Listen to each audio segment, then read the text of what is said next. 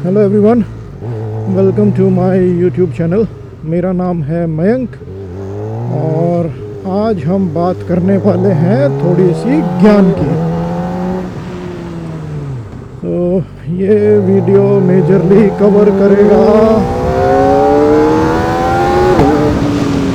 हरियाणा वासियों को, क्योंकि हम बात करेंगे हरियाणा में जो रजिस्ट्रेशन पॉलिसी है गाड़ियों की या मोटरसाइकिल्स की, उसके बारे में। तो पहले हम बात करेंगे जो नंबर्स थोड़े से महंगे होते हैं 1 से लेकर 100 तक की।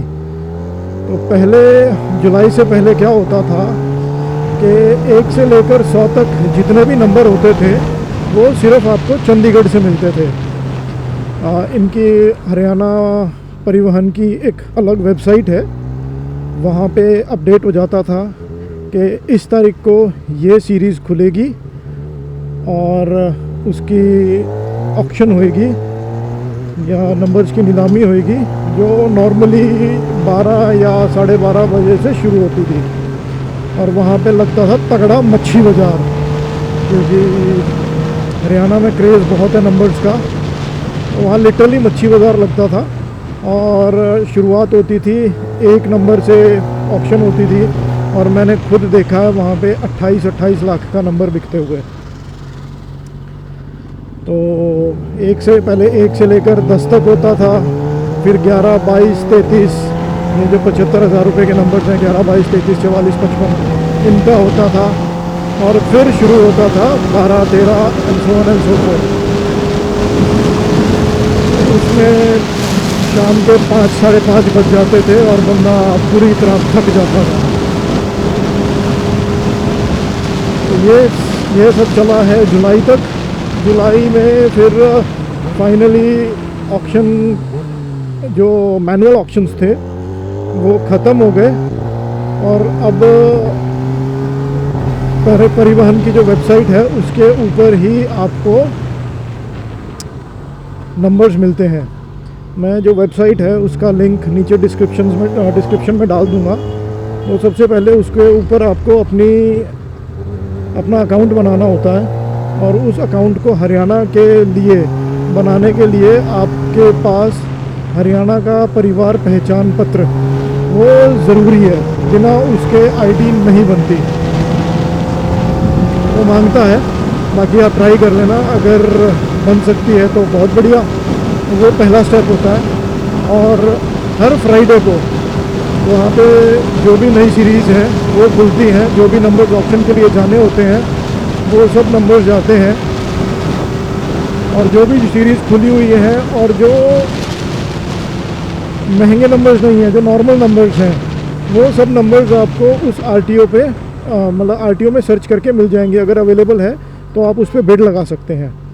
तो बिडिंग का ऐसा है कि जो पहली बिड होती है, मतलब जो बेयर मिनिमम बिड है, जो नॉर्मल नंबर्स हैं, वो बेयर मिनिमम बिड है आपकी 20,000 रुपये की। और 1,000 रुपये उसमें रजिस्ट्रेशन चार्जेस है नंबर के, जो नॉन रिफंडेबल है।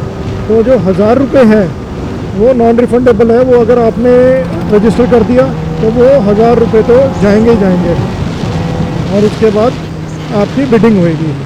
तो जो भी आपके प्रीमियम नंबर्स हैं 1 से लेकर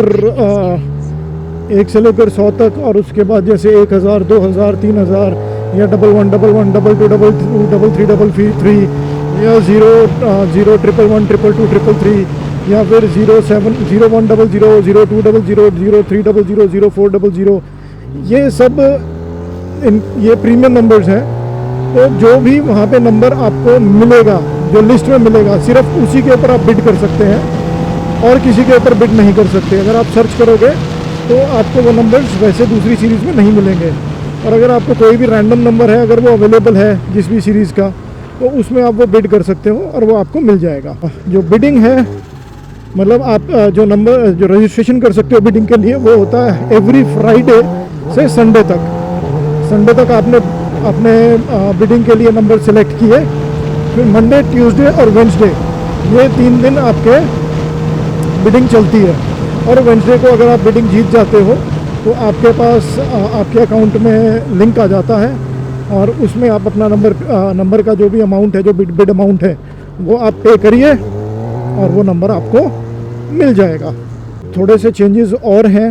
पहले क्या होता था कि आप चंडीगढ़ गए, आपने बिड किया, वहीं की वहीं आपने अपना ड्राफ्ट जमा किया और आपका काम हो गया। और उसके बाद जैसे बिडिंग होती थी, लेट से नंबर है कोई भी रैंडम नंबर हम उठाते हैं, लेट से 85, मैं नॉर्मली 85 लेता हूँ, मेरी लगभग सारी गाड़ियों पे या बाइक्स पे 85 है। तो मैंने 85 नंबर लिया, मैंने बिड किया, वो बेस वैल्यू उसकी 50,000 है। तो मैंने 50,000 का मैं ड्राफ्ट बना के लेके गया था और वो मेरे को मिला 1 लाख रुपए का। तो अब आपको क्या करना है कि 50,000 का तो ड्राफ्ट आपने जमा कर दिया, बाकी के 50,000 का ड्राफ्ट आपको फिर से जमा करना पड़ता था।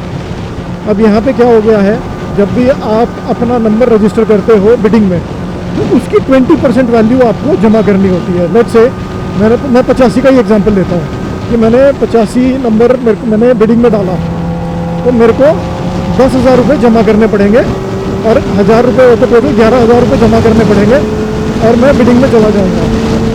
अब जितने भी आपके प्रेफरेंशियल नंबर्स हैं जो कि थोड़े से महंगे नंबर हैं, उसमें आपको अगर कोई भी बिड नहीं डालता है, जैसे मैंने 85 नंबर लिया है पीछे, उसमें कोई भी बिड नहीं डली थी, तो वो नंबर एक हफ्ते आपने बिड में डाला, आपको मतलब और कोई उसमें नहीं था, तो वो दूसरा नंबर फिर से दूसरे वीक फिर जाएगा बिडिंग में। दूसरे वीक भी कोई नहीं आया बिडिंग में, तो तीसरे वीक वो फिर जाएगा बिडिंग में। तीसरे वीक भी कोई नहीं आया बिडिंग में, तो फिर तीसरे वीक के बाद वो आपके नाम पे असाइन हो जाएगा। और उस बीच में अगर कोई और बिडिंग में आ गया तो फिर बिडिंग लग जाएगी। ये पहली चीज़, जो पहले एकदम से मिल जाता था वो एकदम से नहीं मिलेगा अगर कोई बिडिंग नहीं है तो। और दूसरी चीज़ जो बहुत बड़ा चेंज है, पहले जब आप चंडीगढ़ में नंबर लेने जाते थे तो आपके पास गाड़ी के कागज़ होने ज़रूरी थे। बिना गाड़ी के कागज़ के आपको वो बिडिंग में नहीं घुसने देंगे।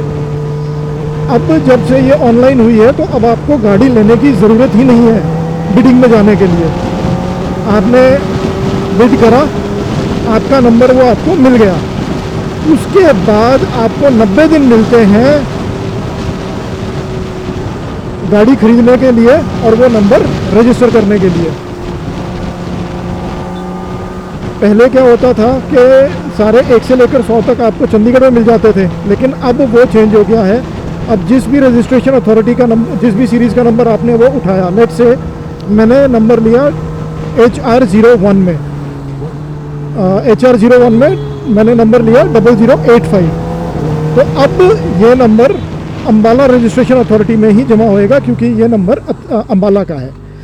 HR01, HR02 यमुनानगर का है, तो HR02 अगर मैंने लिया है तो ये यमुनानगर में ही फाइल डिपॉजिट होएगी।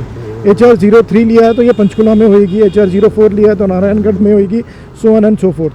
तो अब ये पंगा नहीं है कि आपको चंडीगढ़ में ही जाके और अपनी वो फाइल जमा करनी है। तो जैसे आपने लेट से HR01 में आपने नंबर ले लिया, तो अब आप डीलर के पास जाओगे, डीलर के पास वो जो उसकी आपने रसीद मिली है आपको नंबर की, वो डीलर को रसीद दोगे। डीलर अपने एंड से ही जिस भी अथॉरिटी का वो नंबर है, उस नंबर में वो आपका जो रजिस्ट्रेशन फ़ीस है वो काट देगा। जो भी जो रजिस्ट्रेशन चार्जेस है, RTO चार्जेस है, वो सब वहाँ पे काट देगा और उसके बाद आपको वो फाइल उस पर्टिकुलर RTO में जमा करनी पड़ेगी। अगर वो लोकल डीलर है, उसी शहर का है, तो वो खुद कर देगा, और अगर वो उस शहर का नहीं है तो फिर वो आपको मैनुअली आपको वहाँ पे डिपॉजिट करनी पड़ेगी। तो ये सब चेंजेस आए हैं। बाकी जो मैंने तीन हफ्ते का आपको बताया वो सिर्फ प्रीमियम नंबर्स पे हैं, जो 1 से लेकर 100 तक हो गया।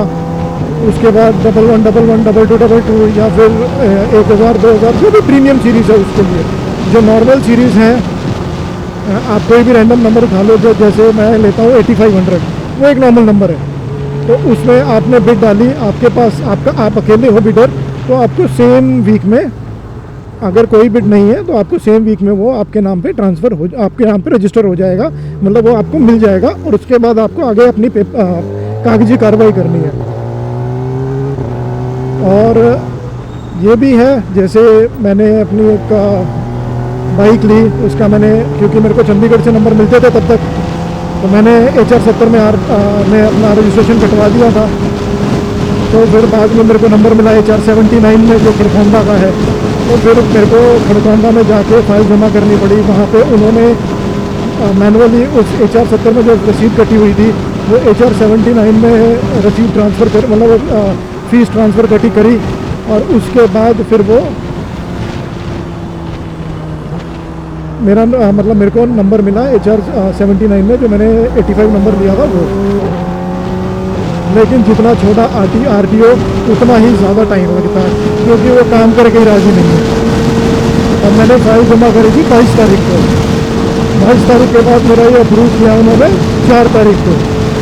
जबकि अगर मैं गुड़गांव की बात करूँ, गुड़गांव में हम नॉर्मली कराते हैं, चंडीगढ़ में हमने कराए हैं, तो सेम डे या ज़्यादा से ज़्यादा नेक्स्ट बिजनेस डे वो काम हो जाता था। लेकिन जितना छोटा RTO उतना कम काम, उतने ही आलसी लोग वहाँ पे। पता ये है कि काम हो गया, तो ये है। बाकी नंबर्स हरियाणा में थोड़े से महंगे हैं। बेस वैल्यू है 20,000। 20,000 से सस्ता कोई नंबर नहीं है अगर आपको प्रेफरेंस है आपके नंबर की। तो फिर 20,000 के हैं, उसके बाद 20 के बाद सीधा 50,000, 75,000, 1 लाख, 1.5 लाख और 5 लाख। एक नंबर की बेस वैल्यू 5 लाख है, उसके बाद 2 नंबर की 1 लाख है, 3 नंबर की 1.5 लाख है, 4 नंबर की 1 लाख है, 5 नंबर की। तो ऐसे ही यहाँ पे हरियाणा में नंबर महंगे हैं। लेकिन हरियाणा में फ़ायदा क्या है कि आपने एक नंबर ले लिया तो वो आप नेक्स्ट डे भी किसी दूसरी गाड़ी पे ट्रांसफ़र कर सकते हो। आपकी जैसे आपके पास RC आई, साथ के साथ आप वो दूसरी गाड़ी में ट्रांसफ़र कर सकते हो। 2 व्हीलर का नंबर आप 4 व्हीलर पे डाल सकते हो, 4 व्हीलर का नंबर आप 2 व्हीलर पे डाल सकते हो, कोई टेंशन नहीं है। जबकि यूपी के अंदर तो आप ट्रांसफ़र कर ही नहीं सकते। दिल्ली के अंदर आप 2 व्हीलर के नंबर 2 व्हीलर पे, 4 व्हीलर के नंबर 4 व्हीलर पे, इलेक्ट्रिक व्हीकल के नंबर 2 व्हीलर इलेक्ट्रिक व्हीकल पे 2 व्हीलर पे ही होएगा, इलेक्ट्रिक व्हीकल 4 व्हीलर पे ही होएगा इलेक्ट्रिक। इस वजह से दिल्ली के नंबर थोड़े से सस्ते भी हैं 2 व्हीलर्स के। लेकिन ये भी है कि हरियाणा में आप साथ क्या ट्रांसफ़र करा सकते हो। दिल्ली के अंदर 3 साल से पहले आप नंबर ट्रांसफ़र नहीं करा सकते। आपको 3 साल तक वो नंबर उसी गाड़ी पर रखना पड़ेगा या उसी बाइक पर रखना पड़ेगा।